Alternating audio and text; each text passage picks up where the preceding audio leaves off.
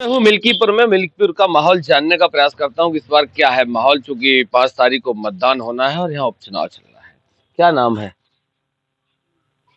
बोलो भैया। नाम बताओ। कृष्ण कुमार पांडे। कृष्ण कुमार पंडित।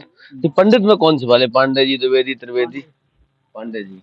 क्या लग रहा है मिल्कीपुर में इस बार? क्या बीजेपी। भाजपा? क्यों? क्यों का बीजेपी देंगे हम लोग वोट। तो आप लोग पंडित हैं इसलिए थे? 24 में भी दिए थे? तो कहाँ कमी कहाँ रह गई थी जो मामला गड़बड़ा गया? कमी अब क्या बताएं हम। आप ही बताएंगे तो हम बताएंगे क्या? कमी हम नहीं बताएंगे, लेकिन हम लोग बीजेपी को देंगे वोट। नहीं, बीजेपी को देंगे, अच्छी बात है, लेकिन कमी कहाँ रह गई? 24 का जो चुनाव था पूरी भाजपा से लेके पूरा भगवान श्री राम का मंदिर, सारी चीजें हुई, इसके बावजूद मामला लटक गया। अब उसके बारे में हम नहीं बता पाएंगे। मोदी जी की सरकार में क्या क्या फायदा मिला? सब कुछ मिल रहा है। बताएं जरा।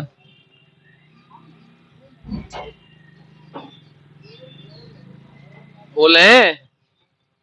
अरे क्या नहीं मिल रहा है? आप बताओ। कुछ मिल रहा है, बिजली पानी। बिजली पानी? पानी तो राशन। अच्छा, राशन भी। 2000 रुपये मिल रहे होंगे। 2000 रुपये मिल रही है। और पेंशन मिल रही है। तो आपको क्या सभी को मिल रहा होगा? ये तो पूरे सबको मिल रहा है।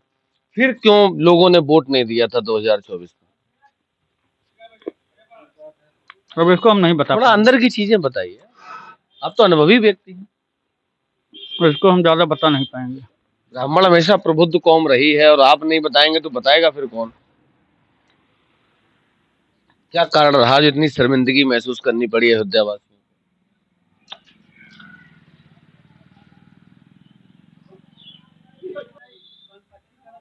हिमांशु सिंह। हिमांशु सिंह? हाँ। सिंह से मतलब? ठाकुर। अच्छा, ठाकुर। एक तरफ पंडित जी, एक तरफ ठाकुर साहब। पंडित जी साइलेंट क्यों होंगे भला? तो ये अब वही जाने क्या हो।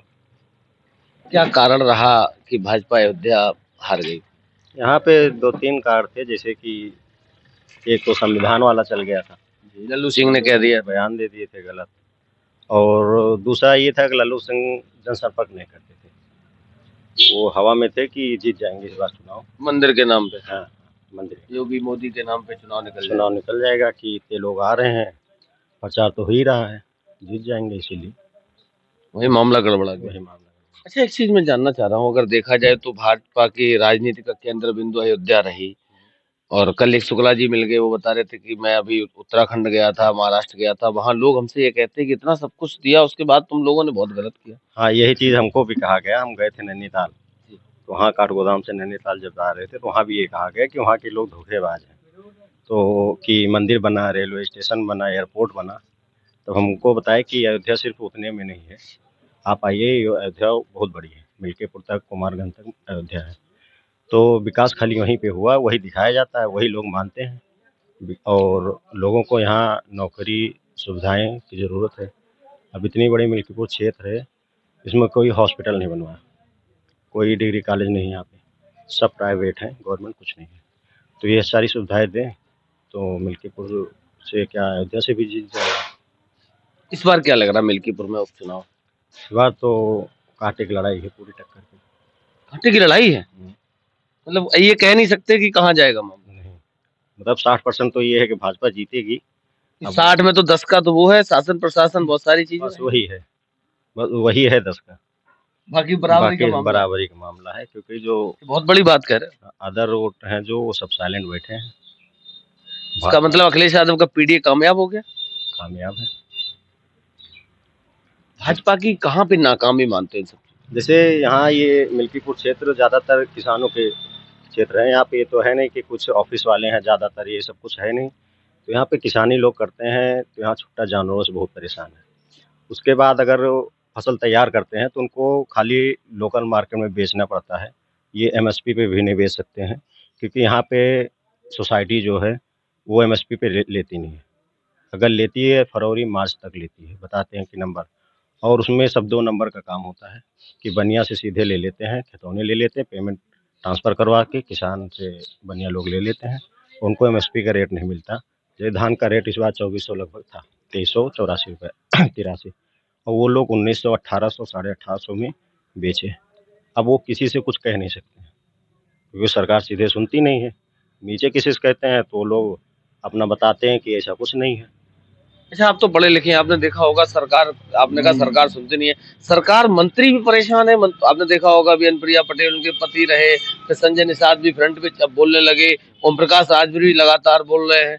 क्या है ये, आखिर चल क्या रहा जैसे उसमें बात यही है कि जो नीचे किसान परेशान है सारे, ठीक, और यहाँ पे ज़्यादातर किसान है कि वो उनको वोट देंगे तो सोचते हैं कि वोट दे दें। काम मान लीजिए विश्व स्तर पे कर ही रहे हैं, पूरे देश में कर रहे हैं, बड़े बड़े काम कर रहे हैं, लेकिन जो छोटी छोटी ज़रूरतें हैं ये सब कोई नहीं पूरा कर रहा, ये ज़रूरतें नहीं पूरी हो रही। है? अब जैसे बड़े स्तर की बात कर रहे हो तो कुंभ से खाना नहीं मिलेगा किसी को, या राम मंदिर से खाना किसी को नहीं मिलेगा।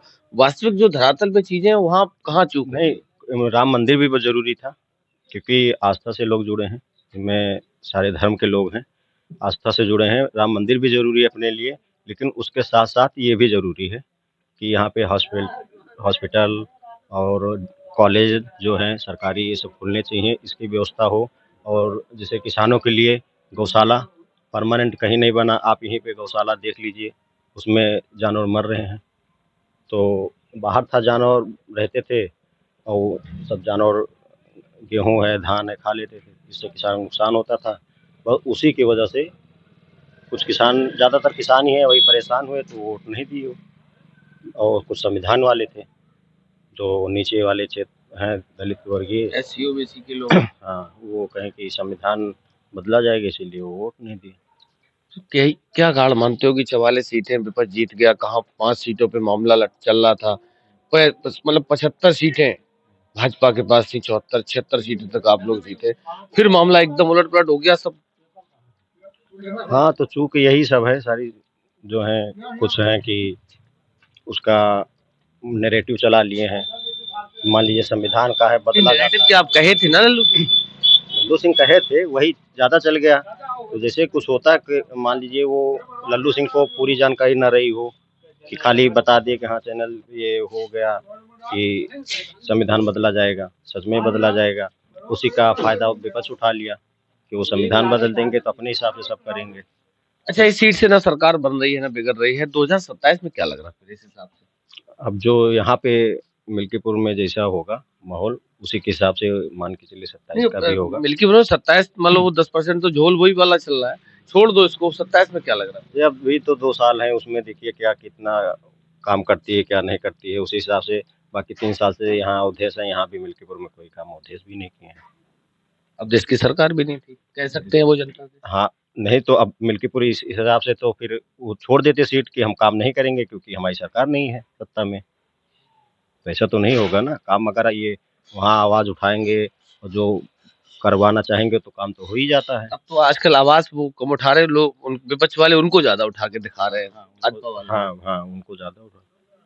आपने देखा राहुल गांधी अखिलेश यादव के बगल में बैठते हैं और लगातार। हाँ, तो उनको मेन ये है कि ये अयोध्या में जैसे बहुत बड़ा काम किए, उसके बावजूद हार गए, इसीलिए उनको दिखाने के लिए वो अवधेश को ज़्यादा उठाते हैं लोग। चलिए, तो लगातार हमारे साथ बने रहिए, दिखाते हैं मिल्कीपुर की हवा क्या है।